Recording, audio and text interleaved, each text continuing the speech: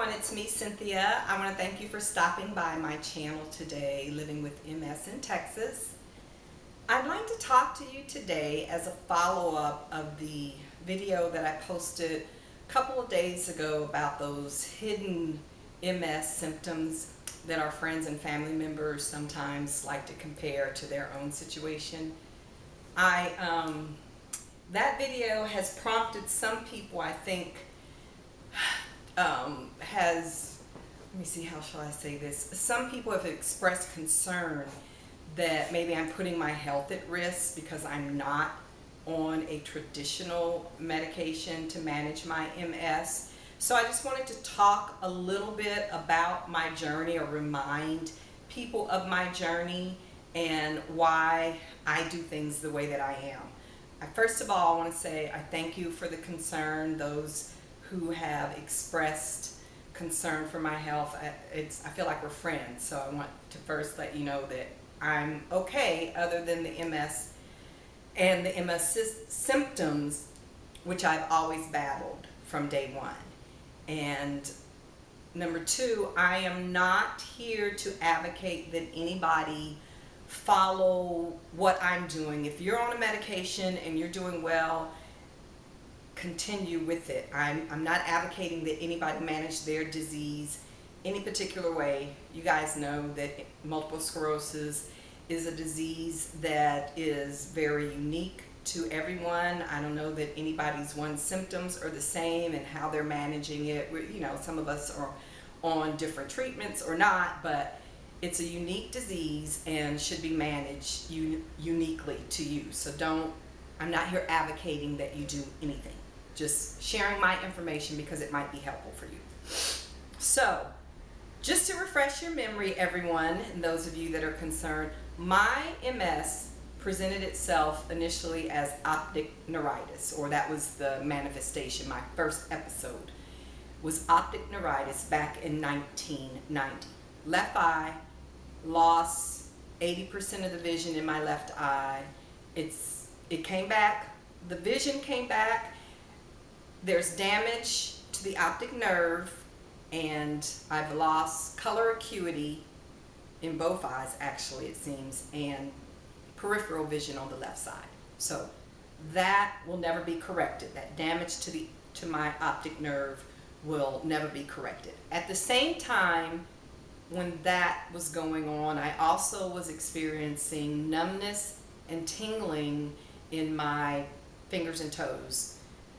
Numbness in my legs, the tingling in fingers and toes, stabbing needle-like feeling. So at the time, I worked for a doctor in a trauma center, and he sent me to his colleague in the hospital, the eye doctor, ophthalmologist, I think, to figure out what's going on with her.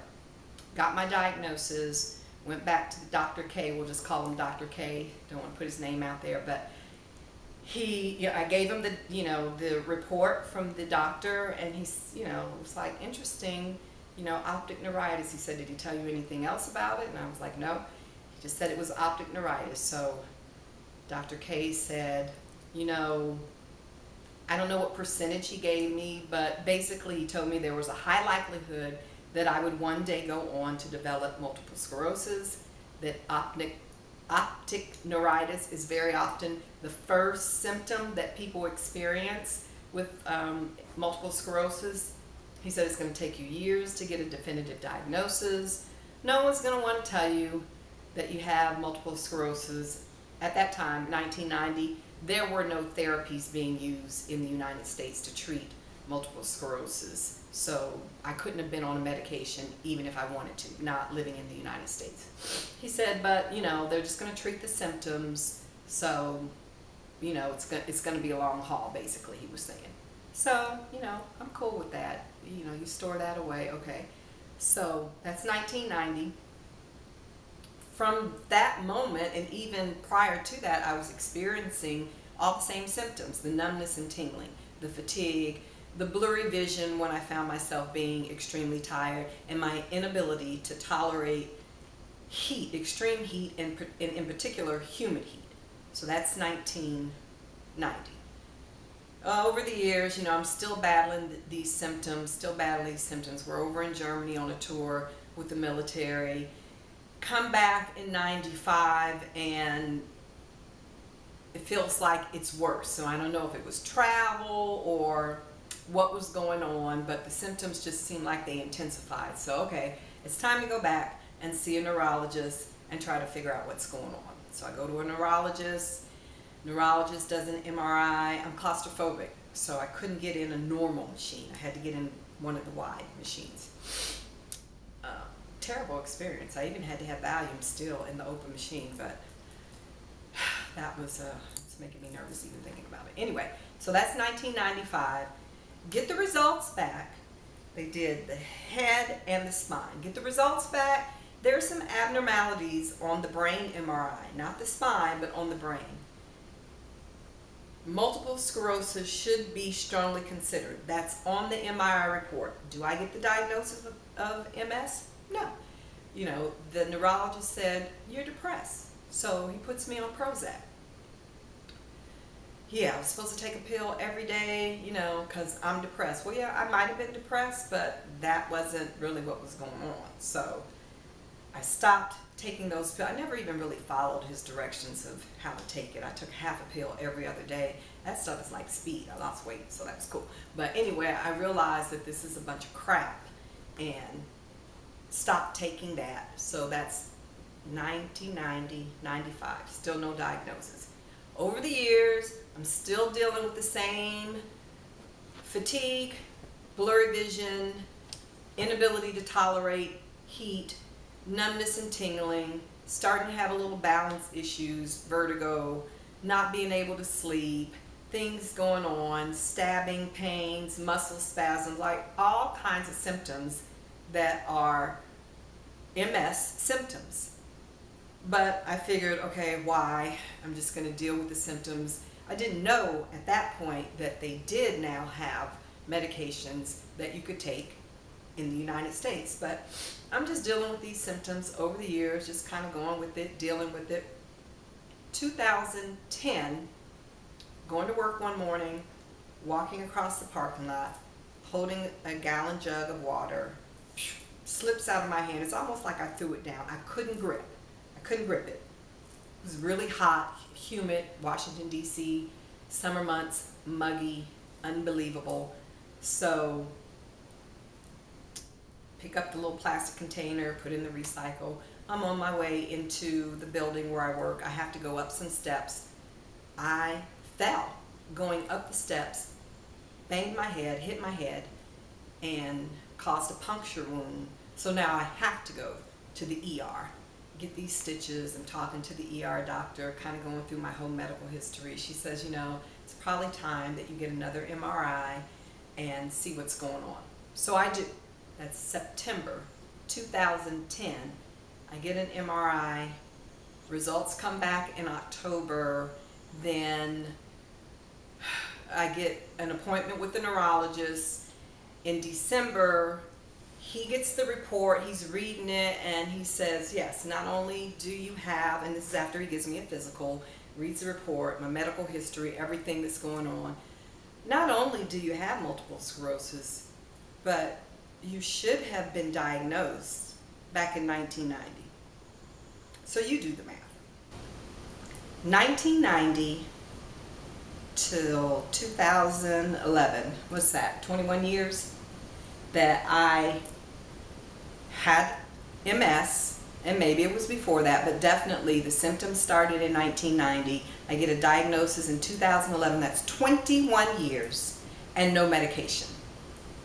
So the symptoms are the same. They've always been the same, other than the loss of vision came back, but there's some peripheral vision loss and the color acuity. So aside from that, I've always dealt with the fatigue, the extreme fatigue, the numbness and the tingling, the muscle spasms, the depression, the dizziness, vertigo, all of that has been the same. But I get this diagnosis, and so now you feel compelled to go on medication because now it's real. Like, okay, I have multiple sclerosis. Terribly depressing kind of thing to come to terms with, like you're going to live with a chronic disease for the rest of your life and there is no cure. So talking to the neurologist, he gives me my options of medication. So I decide I'm going to go on Rebif. Rebif is a shot that I had to give myself 3 times a week. Y'all with MS, y'all know this. You know what your options were, but for those family members who may not be aware. So that's a shot. 3 times a week, rotating where you give yourself the shot.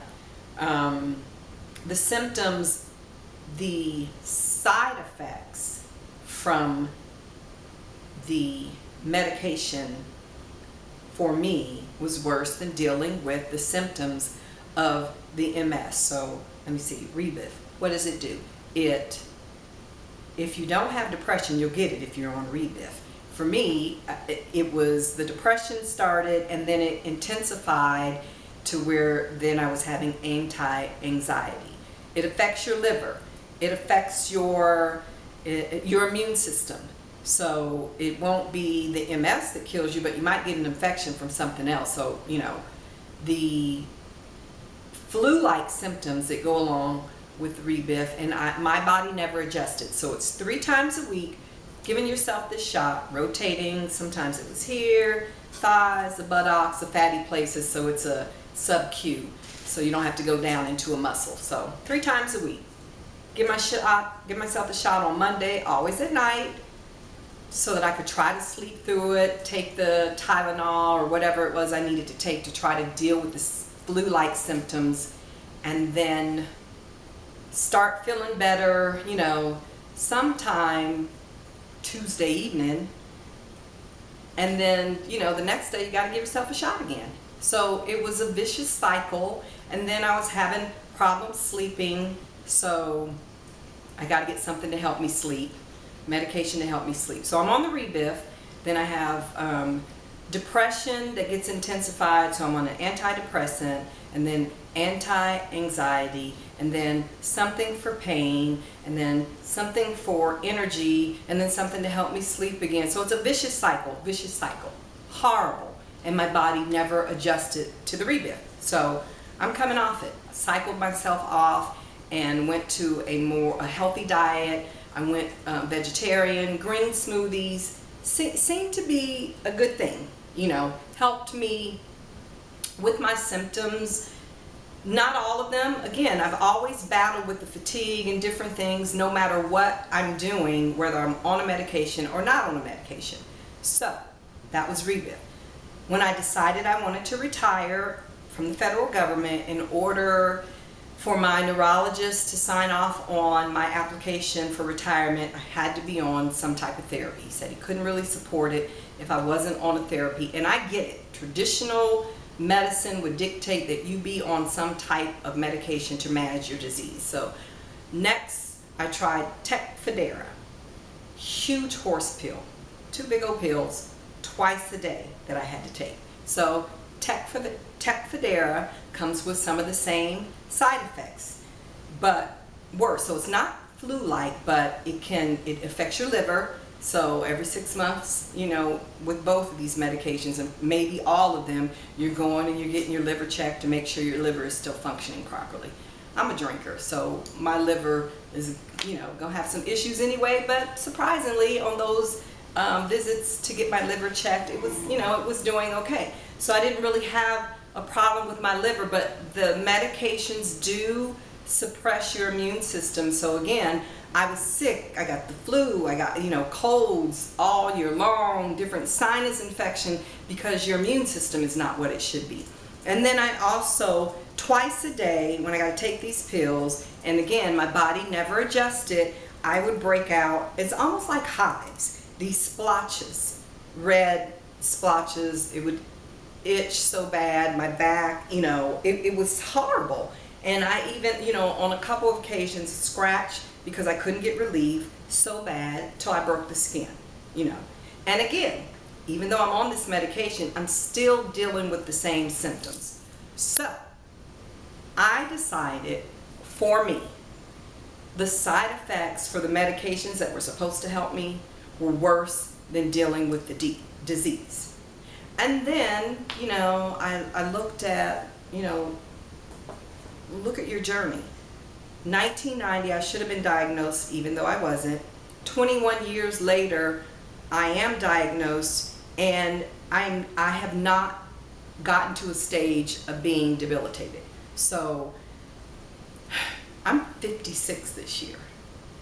I get another 21 years before things go downhill. I'm going to take that chance and not take a medication that has side effects that adversely impact my life and my ability to be able to function. And oh, by the way, none of these medications are going to cure MS, and they don't even really help you manage the symptoms. What these medications do, they're called disease modifying. So what they're designed to do and what they're supposed to do is reduce your number of flare-ups and keep you from being disabled or debilitating, keep you from declining. Because most people, when they are diagnosed with multiple sclerosis, it's relapsing remitting. So you have an episode, you get better. You have an episode, you get better. So it's the relapsing remitting. Go back and forth, My disease has been stable in terms of the lesions on my brain. I had an MRI, the first one in 1995, the next one 2010, another one in 2014. The lesions are there. The disease is what it is. The symptoms are the same, with the exception of right now fatigue. So I feel like my fatigue is worse. It could be just because, I live in Texas and it's hotter. I'm not really sure. Now, there is something that I can take to help with the fatigue if I want to. There's a medication that will give me energy, and then I'm likely to have to take something that's going to help me sleep. And so, do I want to get on that wheel with the rats, that merry-go-round? Do I want to do that? I haven't decided. I'm going to discuss it with my neurologist and, look at all my options and make an informed decision. So that is why I just wanted to, assure people that I am not neglecting my health. I do manage my health with my primary care physician and my neurologist. I do consider all options. Right now, I'm just deciding that taking a medication for multiple sclerosis is not for me. Will I take other things that may help with some of the symptoms? Maybe. But I'm going to talk to my neurologist about that and see what she thinks is best, and then, decide what I think is best. It's a partnership. And I encourage you all to be in partnership with your healthcare providers and not just say, okay, let me just go with this blindly. Do your research. Like I do the research. I'm looking at these medications and what's going in it and how it's affecting my body, and I'm looking for alternatives. I believe in complementary and alternative forms of medication or holistic health, where it's not only your diet, it's not the disease, it's your body, it's your mind, it's your exercise regimen, it's all of these pieces together, it's your mental health, all of those pieces together to help make the whole, for me anyway. So, okay, anyway, with that said, so again, to recap, the reason why I have chosen not to take or to be on a traditional therapy, because my disease is stable. I'm dealing with the same symptoms that I always was dealing with since I got a diagnosis. There's been a little tweak and sometimes a little decline of some things that's been going on, but I've always had the battle with the fatigue. I've always had the vision battle. I've always had some dizziness going on and balance issues. I've just always managed it without a medication for multiple sclerosis once I decided that I was coming off of it. So enough said. I hope this, provides some clarity. Again, I'm not advocating that anybody do anything. This is just what I'm doing, and I just want to share because it might be beneficial. So, it is Friday. Well, it doesn't have to be Friday to be happy hour for me. Anytime is wine time. Today, I'm going to have a little Prosecco. This is Ruffino Prosecco, which is, it's a semi-sweet, closer to it's like 11, so it's a semi-sweet, and it's an Italian sparkling wine. That's what Prosecco is. Until next time, thanks for stopping by.